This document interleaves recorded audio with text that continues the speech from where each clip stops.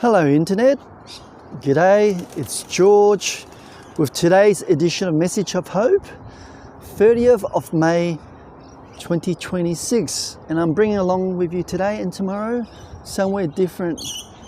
I love this green lush park here. It's really nice how they've done it. Let's get on with the message. Okay, so the company plans to shift hundreds of jobs to India in 3 phases. Okay, nothing new these days, I guess. And before anyone finishes processing that, there's already chatter about who might be next. Now, this company I'm talking about, of course, is Officeworks, which is a household name here in Australia. Yeah, who could it be next, right? Who could be the next big one? Maybe it's Bunnings. Someone just said, "Hey, Karen." Oh boy. Now, I know what that looks like because I, like many others, have been there, gone through retrenchment. It's a while now. Now, I want to be careful here because I'm not standing here to pile on Officeworks or predict anyone's future. How could I, right? What qualifications could I have? But I do want to name what kind of news that does to people. Not just the one who lost their jobs. Oh no. Well, the ones who read about it on their lunch break and quietly thought, that could be me. Would that be you in your mind, do you think? Because that feeling is real. And I want to acknowledge that. And it deserves an honest conversation here.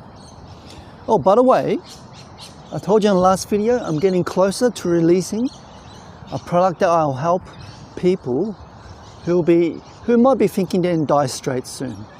So watch out for that announcement. Keep subscribing to this channel. Okay, so here's the thing about job loss that doesn't get said enough in Christian circles, I feel. The fear underneath it isn't only financial, you see. Well, I mean, the financial pressure is real, right? And don't misunderstand me, it's real. But underneath that is something older and harder to name, okay?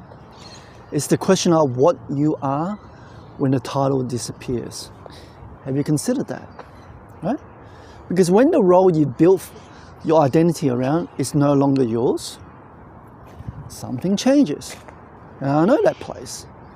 You see, I graduated during a recession of the early 90s. IT was our train for, and IT was exactly where I couldn't get in initially, right? Very early on. The market was saturated with, well, plenty of people who's got experience and probably can talk better and be more successful during interviews. I'm going to acknowledge that. It's natural. But graduates everywhere, full-time jobs almost nowhere. I think only a handful of people in my year that graduated got a job in the field that they study for. Okay, now I have to tell you, there was a moment, more than one moment actually, where everything in me wanted to just wait for the right thing. That is, waiting for a role that matched what I was studying for. Okay, it makes sense, right? I put all the money and time into it. It's got to make it work somehow. Something I wouldn't have to explain away at a dinner party. But I didn't wait. Okay? That's my personality. And I want to be honest about why. It wasn't about being noble either. It was more closer to stubbornness. That I refused to be the person who had nothing to show for his time.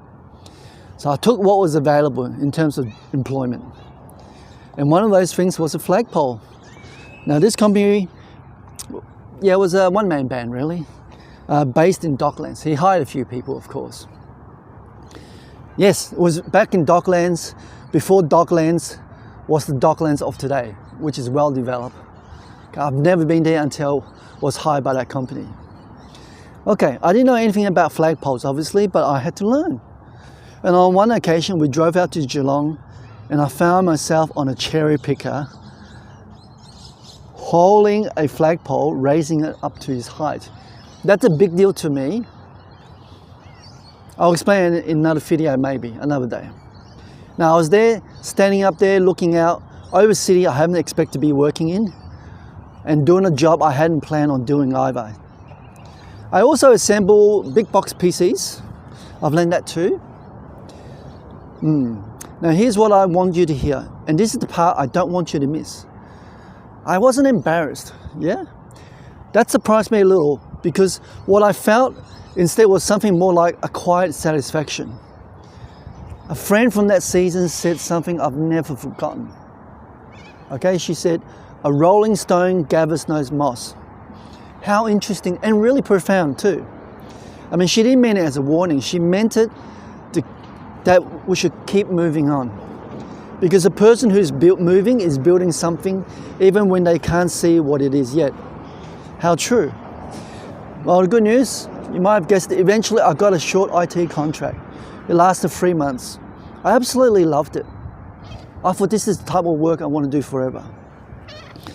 Now 3 months didn't lead to any full-time meaningful work in IT.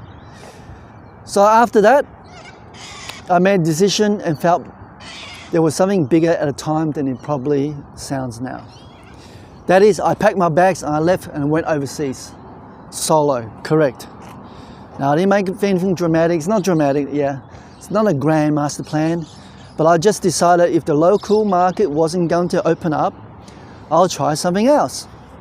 So I bought an air ticket thanks to my sister, and I went, and sure enough, overseas I found a full-time role, and I worked towards that. And I stayed long enough to build some real savings and came home different to how I left. That was my plan, and I executed it. Now, I couldn't have told you, standing on that cherry pick in Geelong, that any of this is where it was heading. I just want to tell you, I just showed up to the job that was in front of me. Just got to do it, George. Now, if you're finding this landing somewhere real for you, I'd love for you to subscribe. Let's get that algorithm working. Please comment, subscribe, and give it a thumbs up. Thank you. Now, the Apostle Paul writes to Colossians in chapter 3, verse 23. Have a listen to this. "Whatever you do, work heartily as for the Lord and not for men." It's worth noting Paul wrote these words to the people who had no choice about their work at all. That's slaves, right? People whose circumstances were far harder than a tough graduate market, isn't it? He was saying the dignity of your work is not determined by who gave you the task or what it says on the door. I think it is determined by who you are doing it for. Now, if that principle held for them, how much more does it hold for us? Right? The word I want to focus on is whatever. Okay? It's not whatever meaningful role you've been called to, not whatever aligns with your 5-year plan. If you have one, good on you. It's just whatever. Could be flagpoles, could be building PCs. A 3 months contract that didn't go anywhere. That's all right. That's quite okay. Remember the words, whatever you do, work heartily. So there's an objection I want to name because I know it's there. Oh, surely God has something better planned for me than this. Yeah, well, maybe. We don't know that. You just got to pray about it. Probably even, okay? I'll just say, give the benefit of the doubt. But here's what I've observed, and this is from watching my own life more than anyone else's. The better thing almost never arrives while you're sitting still. I think there's a time and place for it, but most of the time, the positive thing is you got to keep moving. And it tends to find people who are already moving. That's where opportunity lies. Who are already doing the whatever with everything they have. Okay, so the office works managers who got the call last month, some of them going to land somewhere better than where they were. Good for them. Not because the redundancy was good, but because of what they choose to do next.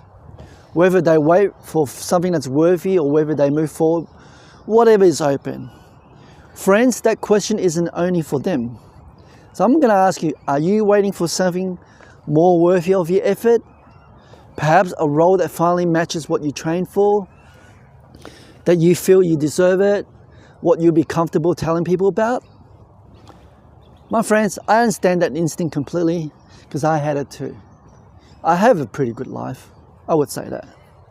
Again, remember, but whatever you do, The flagpole, the cherry picker, the job you took because it was there, God sees it. Not just the destination, but it's the whatever. My friends, and that is the message of hope for today. Thanks for listening. I'll see you on the next one. Cheers.